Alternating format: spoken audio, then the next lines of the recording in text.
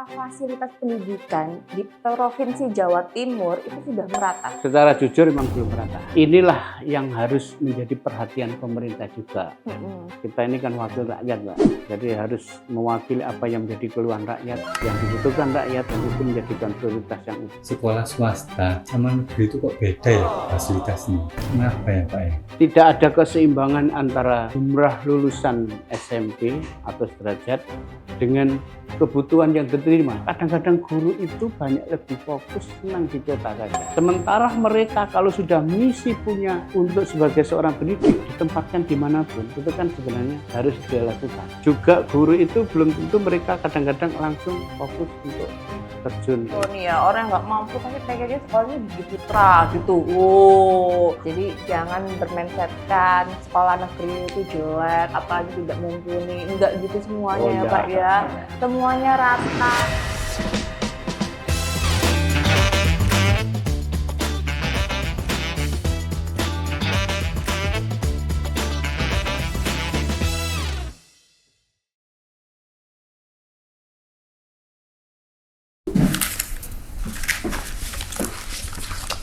Apa sih Ki?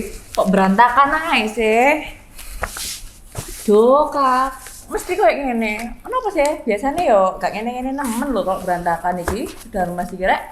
Iya nya, ini loh berkas-berkasnya keponakan. Apa Daftar sekolah deket sini.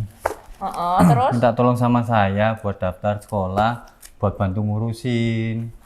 Lah, berkasnya kok sebanyak ini ternyata itu. Saya juga nggak nyangka kalau seribet ini buat ngurusin daftar sekolah. Nah, ini mau udah sekolah atau udah terima apa belum sih? Belum tahunya, kan masih dalam proses pendaftaran. Ya moga aja bisa keterima, soalnya kan orang tuanya juga nggak mampu untuk masuk ke sekolah swasta. Nah ini minta tolong saya buat riwa-riwi, soalnya motor juga nggak punya. Wah, ya ampun, sakno yo, ruwet yo, mau sekolah lagi ya. Iya. Nah, yaudah beresin biar cepet Iya. rampung dan nggak berantakan kayak gini. Semoga diterima lah. Iya. Ayo cepetan. Iya. Lo kan, mesti bikin aku teriak-teriak ae. Dharma sih Ki, cang cepet. Mesti kok arek iki heran aku. Aduh, emang iya ya Sudarma sini kayak yang nggak bisa gitu kalau nggak bikin aku teriak-teriak. Emosi kan ya. Dan balik lagi nih di hai buat teman-teman Kotak Surat Talk, penghubung cerita rakyat. Nah, bro, santai tapi serius membahas isu-isu penting yang dekat dengan kehidupan masyarakat. Kayaknya nih ya, kali ini akan ada episode yang enaknya apa ya? Gimana kalau kita ini akan ngebahas soal PPDB, penerimaan peserta didik baru. Kita bakal undang narasumber dewan yang pas buat nerima cerita dari rakyat soal perpendidikan di wilayah Jawa Timur. Kita akan masuk ke edisi Ngodeng Ngobrol bareng Dewan.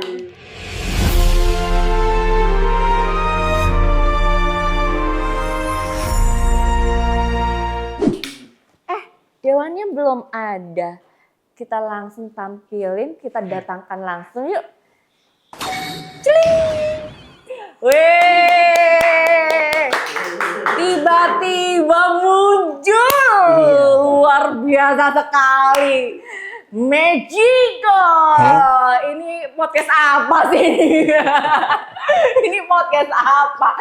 Aduh, luar biasa sekali. Tadi saya tuh menginspirasikan gimana caranya anggota dewan yang urusannya dengan PPDB ini ya. Bener ya? PPDB. Ya, nah ternyata yang muncul Bapak Kodrat, luar biasa. Kalau kemarin kita ngomongin masalah rumah sakit, berarti sekarang Bapak bisa ngomongin masalah pendidikan. Oke, luar biasa. Kita kenalan dulu yang belum kenal, yang belum lihat tayangan yang belumnya ya. Nah, Pak Kodrat ini periode keempat panjenengan di DPRD Provinsi Jawa Timur 2024 sampai 2029. Komisi E. Iya. Iya, betul. Iya, gitu Pak. Komisi E betul. Oke. Kesrah yang juga mitra kerja dengan Dinas Pendidikan Jawa Timur. Oke, jadi tidak hanya kesehatan ya Pak ya, Oke. tapi juga masalah pendidikan Pendidikan. juga. Selain itu, Banyak pemuda olahraga, dinas sosial, dan juga dengan yang lain-lain, termasuk pemberdayaan perempuan dan anak. pemberdayaan perempuan dan anak, sekolah, kesehatan, jenjang karir, enggak ya Pak ya? Enggak, beda ya Pak ya? Jenjang karir termasuk masalah pendidikan itu. Pekerjaan juga kan nantinya Pak ya? Iya, tenaga kerja juga kan. Nah Pak, saya surat tadi tuh ngedatengin Bapak ini dalam rangka pengen ngajak ngobrol tentang penerimaan siswa baru di sekolah naungan Provinsi Jawa Timur. Tapi tidak hanya soal masuk sekolah, kita juga akan membahas kondisi pendidikan Jawa Timur saat ini. Nah, Pak Kodrat, setiap tahun penerimaan siswa baru selalu jadi pembicaraan besar di masyarakat nih Pak. Iya, betul. Nah, ada yang senang karena diterima sekolah favorit, kemudian juga ada juga yang kecewa karena tidak bisa lolos. Menurut Bapak nih, kenapa isu-isu ini menjadi sensitif tentang penerimaan murid baru? Makasih Mbak. Jadi masalah pendidikan ini memang sangat sensitif sekali. Karena tidak hanya menyangkut masa depan anak, tetapi kebanggaan orang tua itu juga mereka sangat bangga kalau memang anaknya itu bisa diterima, terutama di sekolah favorit, sekolah negeri, dan lain-lain. Itulah yang kemudian mereka saling berebut. Upaya-upaya yang dilakukan agar mereka bisa diterima sekolah dengan yang dipilih. Hanya yang menjadikan permasalahan, ini saya kebetulan kemarin habis hearing juga dengan Dinas Pendidikan, dengan semua kepala cabang dinas. Tidak ada keseimbangan antara jumlah lulusan SMP atau sederajat dengan kebutuhan yang diterima di SMA maupun di SMK. Jadi perbandingannya di tahun 2026 ini itu terdapat 618.479 lulusan SMP sederajat. Sementara daya tampung dari SMA dan SMK itu hanya 244.621 siswa atau sekitar 39,55%. Jadi kalau dibandingkan dengan tahun 2025 agak menurun kayaknya ya. Kalau kemarin sekitar 628.000 atau berapa. Agak menurun. Dari jumlah SMA SMA itu, daya tampung secara terperinci dari SMA negeri itu 121.538 siswa dan SMK negeri 123.083 siswa. Jadi itu, tidak ada keseimbangan antara jumlah lulusan. Sehingga sisanya itu pun dari berapa persen setelah dipotong 30 berapa? 8% 39,5% itu mereka akan berebut ke sekolah-sekolah swasta. Inilah yang harus menjadi perhatian pemerintah juga. Jadi bukan semata-mata wali murid dibiarkan bagaimana nasib putra putrinya itu mereka kemudian untuk mencari sekolah yang kadang-kadang tidak sesuai. Ini pemerintah juga harus berikan jalan keluar, termasuk pemerintah provinsi. Itu yang juga menjadi perhatian secara khusus. Karena yang jelas secara langsung bahwa ini menyangkut pemerataan pendidikan. Kita berupaya bahwa akses untuk pemerataan pendidikan itu harus diperluas. Sehingga semua bisa tercapai sesuai dengan mereka. Ya, itu juga keresahan orang tua ya Pak. Betul. Ya, karena daya tampung SMA maupun SMK masih sangat terbatas untuk SMA dan SMK negeri. Betul. Gitu ya Pak? Iya, betul. Nah ini, karena pertumbuhannya tuh emang tidak sinkron. Iya, betul, tidak sinkron. Nah ini kayaknya sama yang relate sama si Sudarmas tadi. Dia tuh acak-acak Pak di meja ini. Bawa berkas banyak sekali. Katanya ruwet banget kalau masukin ke sekolah negeri. Emang seperti itu ya. Kuantitasnya, standarisasinya emang bener-bener harus terpenuhi ya Pak ya. Iya, betul. Oke. Sudarmas. Nah, ini dia. Ini dia. Pasti bawa surat lagi nih. Nah, pasti. Pasti. Tahu ya Pak ya. Pasti. Ya. Udah tahu kebiasaan. Pede ya. Anda pede sekali ya. Jadi penyambung surat rakyat. Iya, kan Pak. surat dari masyarakat. Ini Pak, Nah, ada surat Pak. Saya bacakan ya Pak.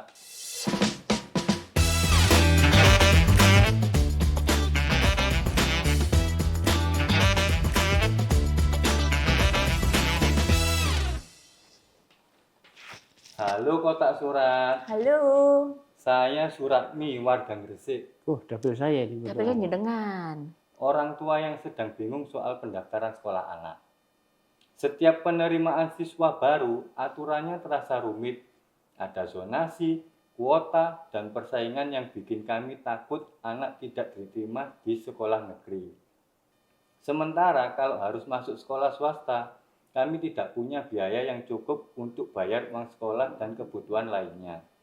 Kami cuma ingin anak bisa sekolah dengan layak tanpa membuat orang tua terbebani. Semoga pemerintah bisa memberi solusi yang lebih mudah dan adil untuk masyarakat kecil. Terima kasih. Monggo tanggapi. Nah, Terima kasih, Pak gimana nih Sudarmas. Pak tanggapannya? Ada orang tua siswa yang sedang resah soal pendaftaran sekolah. Sekolah negeri persaingannya ketat. Kalau sekolah swasta juga biayanya nggak ada. Ponakan Bagaimana saya tuh tadi Pak? juga masih belum itu Pak. Belum diterima. Ya, masih nyari makanya itu. Mau nyari kenapa kamu usaha juga kamu ordal? Enggak. Enggak. Buat ponakan saya aja. Buat orang, iya, tetap aja usaha. Ngerti ya? Udah, saya izin mau cari surat dulu lagi. Nih, celing. Ngeleng. Oke, Pak KS, Pak Kodrat, gimana Pak tanggapannya? Ya. Terima kasih masukan dari kotak surat tadi. Tuh tadi. Jadi memang Dinas Pendidikan Jawa Timur dari tahun ke tahun itu selalu ada upaya untuk meningkatkan kualitas penerimaan siswa baru. Seperti dulu yang pernah disampaikan itu ada rayonisasi, kemudian dihilangkan. Karena ada protes, konsekuensi dari kalau ada rayonisasi itu sebenarnya per kecamatan harus ada sekolah negeri. Tapi kan tidak semuanya kecamatan itu ada sekolah negeri. Akhirnya itu pun juga mengalami keresahan masyarakat itu tidak karuan. Kemudian yang dulu proses awalnya itu jalur afirmasi itu yang pertama, di periode yang sekarang tahun 2026 ini sudah berubah lagi. Yang pertama menjadikan prioritas itu adalah jalur domisili. Jalur domisili ya tempatnya, domisilinya di mana itu yang sangat menentukan di situ. Kalau tidak salah hampir 35% mungkin itu yang dari siswa yang diterima itu. Dan itu semua adalah masukan dari masyarakat.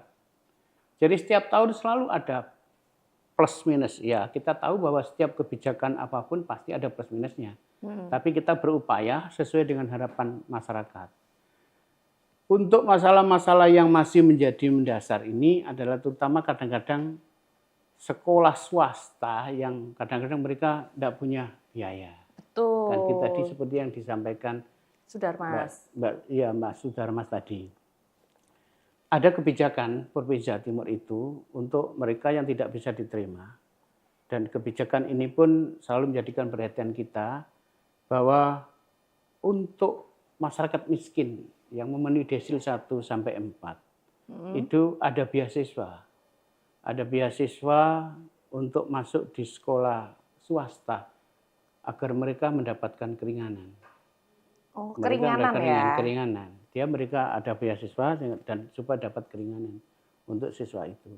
Sehingga upaya-upaya ini adalah agar jangan sampai angka putus sekolah semakin tinggi. Setuju. Nah, desil 1 sampai dengan desil 4 itu ini maksud seperti apa, Pak? Nah, itu ada kriterianya sendiri. Kita tidak membahas caranya karena secara umum ini. Jadi orang kriteria yang tidak mampu banget sampai penghasilan segini itu ada. gunanya itu. Oke, jadi ada Ada kriteria-kriteria kriterianya sendiri. khusus. Iya. Nah, contoh nih ya, orang nggak mampu tapi pengennya sekolahnya di Ciputra gitu. Wow. Apakah itu kena beasiswa? Belum tentu ya, Pak ya.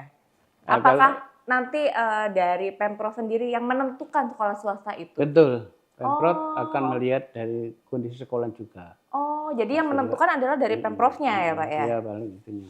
Oke, baik. Nah, Pak, persaingan masuk sekolah negeri itu kan sangat ketat sekali ya. Dari Pemprov sendiri sudah ada solusi belum, Pak? Dari kacamata jenengan sebagai seorang anggota dewan. Memang kenapa kok kemudian jumlah lulusan sama yang dibutuhkan masuk di SMK itu masih nggak seimbang? Ada beberapa hal yang menyebabkan. Terutama pertama adalah penambahan ruang kelas. Penambahan ruang kelas itu pun sebenarnya kebijakan yang dilema. Karena pernah saya sampaikan pada saat kita hearing dengan kepala-kepala sekolah negeri, kemudian kepala sekolah swasta yang mewakili MKKS, itu ada musyawarah kerja kepala sekolah. Itu mereka kalau kepala sekolah swasta pasti menginginkan, jangan sampai ada kebijakan tambah ruangan kelas atau rombongan belajar baru. Karena kalau sampai itu terjadi, maka sekolah-sekolah swasta itu tidak akan dapat siswa, bahkan mereka tutup. Padahal sekolah swasta misinya juga sama, mencerdaskan kehidupan bangsa, punya misi yang luhur karena tidak semua bisa masuk negeri, mereka bisa tertampung di sekolah swasta itu. Tetapi apabila kuotanya itu akan dikurangi, mereka juga tidak bisa berjalan normal karena proses pendidikan itu kan juga butuh biaya, Mbak Dewi. Betul. Jadi itu sehingga perlu penambahan sarana itu. Itunya. Intinya bahwa sebenarnya pemerintah juga harus memfasilitasi tidak hanya kebijakan untuk sekolah negeri, tapi juga harus perhatian pada sekolah swasta. Sekolah swasta yang betul-betul mereka sehat dalam arti bahwa kondisi siswanya. Kan ada yang hanya siswanya tidak musat. Makanya ada ketentuan maksimal berapa siswa kemudian digabung. Itu.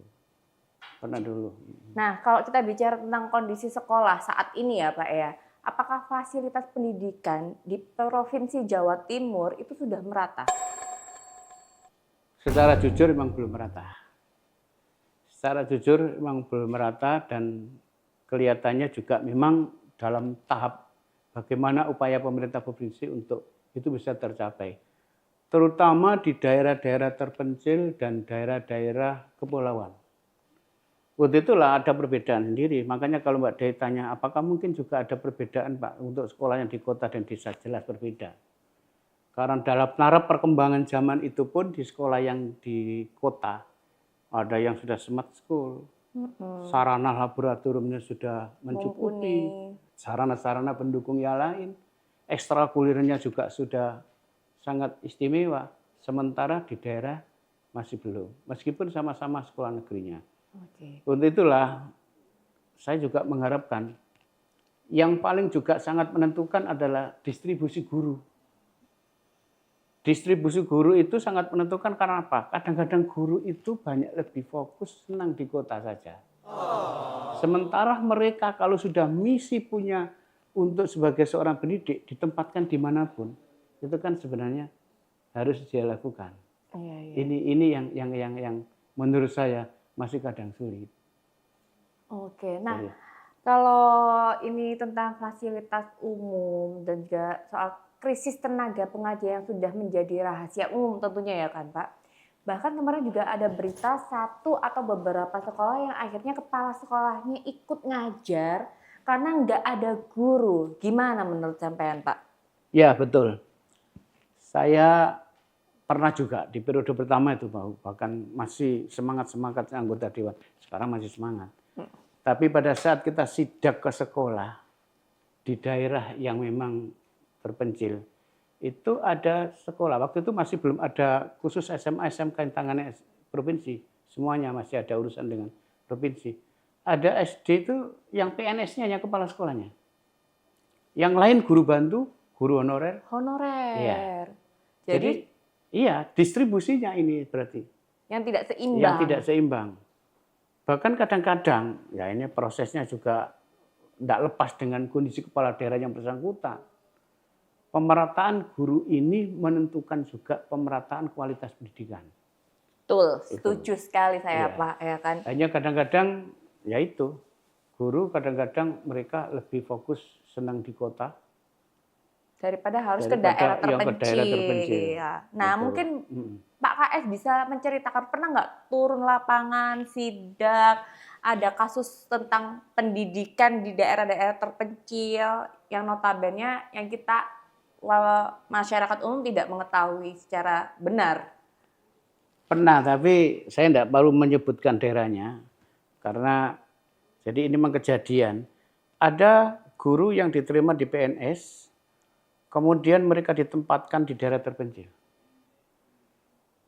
3 bulan atau bahkan tidak sampai 4 bulan, mereka kembali ke kota. Akhirnya kosong lagi. Itu pernah.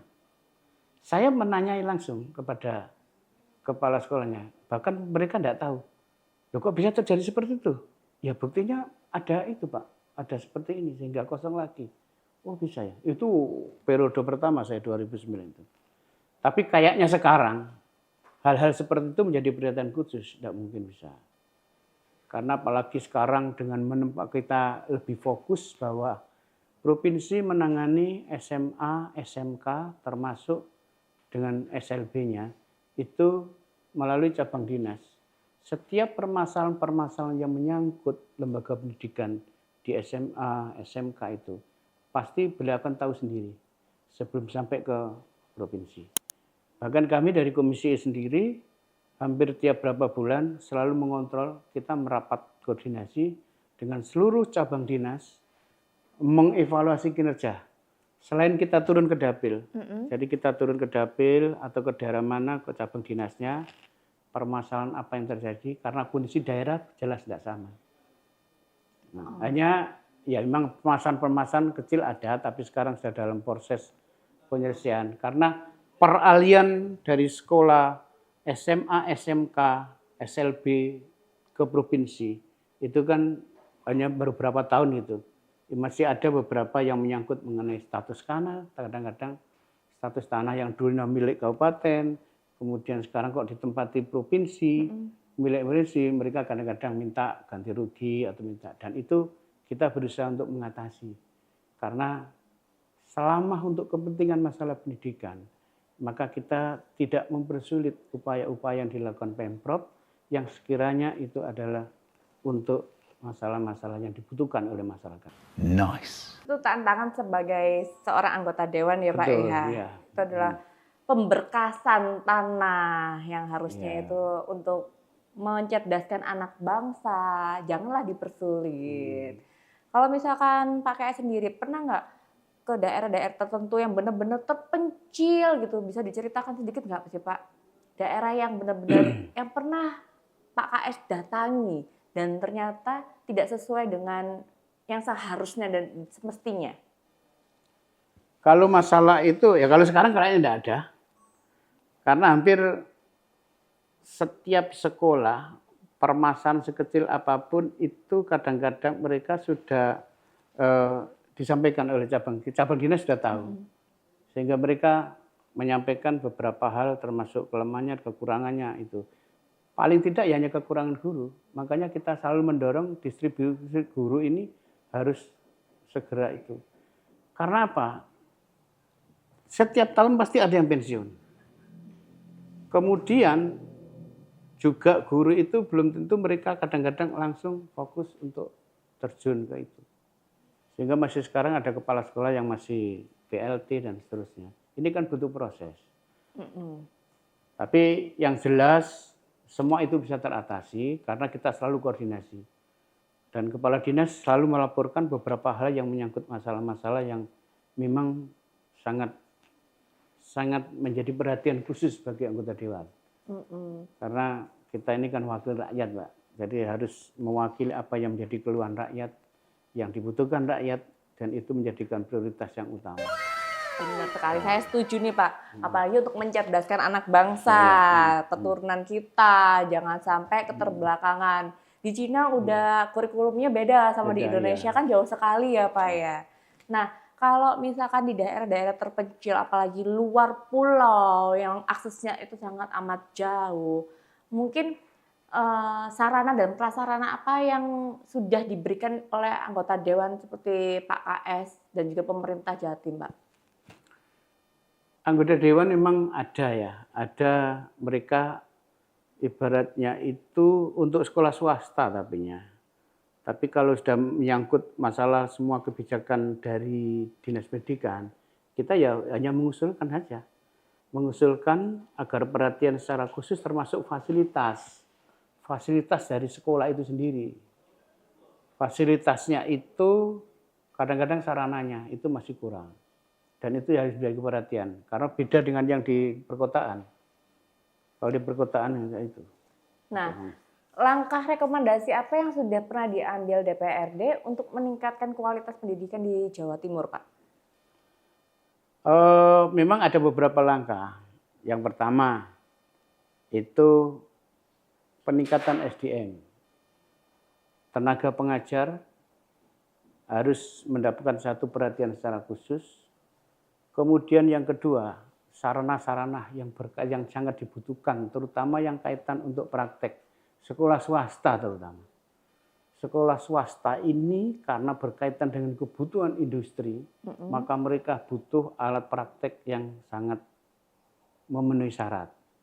Mereka dihadapkan pada persaingan kompetensi untuk di dunia usaha. Dan kita sendiri juga sangat prihatin ya dalam kondisi tingkat pengangguran terbuka. SMK yang semestinya itu sangat dibutuhkan kesiapannya mereka untuk bekerja. Tapi ya memang ada sekitar 6% lebih. Mereka adalah penyumbang tingkat pengangguran terbuka. Kenapa itu semua terjadi? Karena kadang-kadang sarannya untuk laboratoriumnya, sarana prakteknya itu masih kurang memadai sesuai dengan tuntutan zaman. Untuk itu kita mengharapkan langkah-langkah berikutnya adalah sinergi. Ada sinergi dengan dinas lain termasuk dengan Dinas Tenaga Kerja. Dinas Kerja punya UPT yang berkaitan untuk peningkatan kompetensi siswa. Maka mereka dididik di situ. Ini yang saya katakan harus ada sinergitas dengan dinas pendidikan yang lain. Oke, baik, harus bersinergi. Sudarmas lagi. Kenapa ini? Kenapa? Tanya soal sekolah. Masalahmu apa sih? Pak, sekolah swasta sama negeri itu kok beda ya fasilitasnya? Kenapa ya Pak ya? Iya. Tapi lihat sekolah swasta yang mana? Ada sekolah swasta yang melebihi negeri juga. Kebanyakan kok Iya, betul. bagus gitu loh Negeri. daripada negeri. Iya, sekolah negeri lebih bagus. Sekolah maksudnya dia? Iya. Sekolah swasta lebih bagus daripada sekolah negeri, katanya gitu, Pak. Sekolah negeri juga bagus, sekolah favorit juga. Buktinya dalam perebutan juga selalu muncul negeri dulu kan, tapi baru swasta. Tapi memang ada yang sementara seperti itu. Karena ini menyangkut kepercayaan. Sekolah swasta, memang saya setuju, sekolah swasta itu harus berupaya untuk meningkatkan kualitasnya.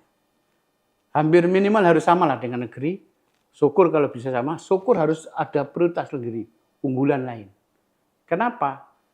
Karena kalau seandainya tidak seperti itu, maka mereka tidak dapat siswa. Karena begitu negeri selesai, begitu negeri sudah penutupan, kadang-kadang siswa itu sudah ada yang inden bahkan. Sebelum ikut di sekolah negeri itu ada inden di sekolah swasta kadang-kadang. Itu sekolah swasta yang memang sudah didukung dengan sarana yang sudah memadai. Dan tingkat sarana gedung dan lain-lain.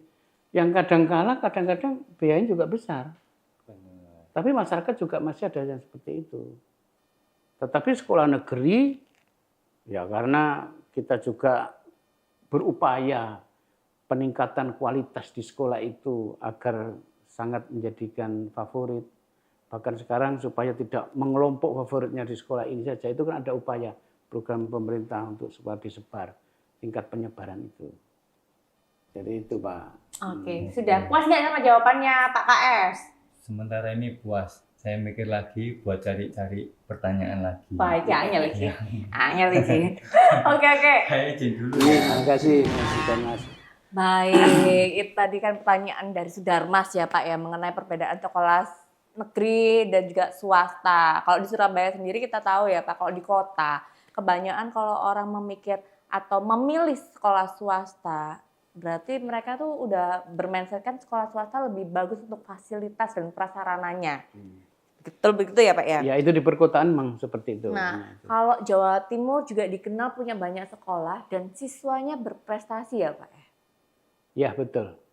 Kita banyak menang juga di Olimpiade Sains, termasuk dari jenis apapun, lomba-lomba apapun sangat berprestasi. Bahkan ukuran kita di tingkat nasional yang diterima di perguruan tinggi negeri itu terbesar juga dari sekolah-sekolah negeri kita di Jawa Timur. Prestasi membanggakan juga banyak yang lain-lain dari tingkat bidang olahraga dan lain-lain juga banyak kita itu. Wah, jadi jangan bermindsetkan sekolah negeri itu jelek, apalagi tidak mumpuni. Enggak gitu semuanya ya Pak ya. Semuanya rata. Kalau dulu itu SMA negeri kalau di Surabaya SMA 5, bener ya Pak ya? SMA komplek. Itu bener-bener harus gimana caranya saya bisa masuk situ. Walaupun orang mampu, anak pejabat, harus bisa masuk sekolah di SMA komplek. Kalau sekarang kan benar-benar merata ya Pak ya? Merata sekarang. Merata. Upaya memang kita harus merata. Jangan terfokus di salah satu sekolahan. Sehingga rakyat itu akan tahu ini pemerataan pendidikan. Sehingga semua punya fasilitas untuk meningkatkan jenjangnya sebagai sekolah favorit. Oke, berarti tidak ada namanya sekolah favorit atau tidak favorit itu? Semuanya favorit semua? Ya, harapannya seperti itu. Harapannya seperti itu. Tapi kan masyarakat bisa menilai. Kadang-kadang masih saya masuk di sekolah sana karena ini. Tapi paling tidak mereka juga mendasarkan pada kemampuan siswanya. Kemampuan anaknya. Prestasinya mereka pasnya di sana. Karena ya memang kebetulan banyak yang kemudian mereka yang ke luar negeri juga itu, mereka juga banyak dari sekolah-sekolah seperti itu. Oke, jadi kembali lagi kan ke masing-masing individu anaknya ya Pak Iya, ya. lepas dari Bisa itu. menyesuaikan tidaknya seperti itu. Nah terakhir nih Pak, bagaimana harapan panjenengan untuk pendidikan Jawa Timur ke depannya? Iya, karena saya sebagai wakil rakyat yang jelas pertama harapan saya itu adalah pemerataan pendidikan di Jawa Timur. Karena apa? Biar tidak ada ketimpangan tentang SDM masyarakat di Jawa Timur, maka pemerataan pendidikan harus menjadikan fokus utama. Pemerataan pendidikan itu harus juga diimbangi dengan fasilitas-fasilitas yang diberikan. Anggaran APBD sendiri juga harus terfokus kepada daerah-daerah yang perlu perhatian secara khusus. Jangan seperti sekarang dalam BPDB ya. Ini yang paling yang menjadikan favorit adalah daerah-daerah perkotaan. Surabaya, Malang, kemudian Sidoarjo, Gresik, terutama dengan kepadatan daerah-daerah yang lulusannya terbanyak. Nah, kalau bisa dari semua unsur termasuk di daerah kepulauan pun daerah terpencil, pemerataan pendidikan ini harus bisa dirasakan oleh masyarakat di sana. Karena hampir semua orang tua itu menginginkan bahwa putra-putrinya itu adalah menjadi sosok harapan keluarga, menjadi seorang yang bisa berhasil. Dan itu kuncinya adalah di dunia pendidikan. Setuju sekali. Ya. Mencerdaskan anak bangsa. Mencerdaskan anak bangsa. Sekolah itu tempat orang mencari ilmu. Sekarang dari dasar, sejarah, teknologi, sains, hitung-hitungan, membaca, semuanya dari sekolah ya Pak ya. Jadi harus merata. Luar biasa sekali obrolan kita hari ini. Karena ternyata persoalan pendidikan bukan hanya soal diterima atau tidak di sekolah negeri. Akan tetapi, satu, pemerataan kesempatan. Kedua, kualitas guru. Ketiga, ada fasilitas sekolah. Dan keempat, bagaimana kita menyiapkan masa depan generasi Jawa Timur. Terima kasih untuk Pak Kodrat Iya. alias Pak KS saya sebutnya ya. Untuk udah hadir di Kotak Surat Iya. Talks. Saya juga terima kasih untuk Kotak Surat diberi kehormatan untuk bisa tampil di sini dan ini saya bisa menyuarakan ke rakyat karena ini adalah semangat saya untuk memberikan informasi kepada masyarakat. Terima kasih. Cakep. Pokoknya buat teman-teman Kotak Surat Talks, kalau kalian pengen masukin anak saudara ke sekolah negeri, tag sekarang juga. Komen sekarang juga. Nggak gitu ya Pak ya? Nggak gitu. Pokoknya kalau ada keluhan apa-apa langsung aja komentar di sosial medianya Kotak Surat Talks, Instagram maupun TikTok. Dan juga jangan lupa subscribe di YouTube kita, media Kotak Surat. Kotak Surat, penghubung cerita rakyat. Terima kasih.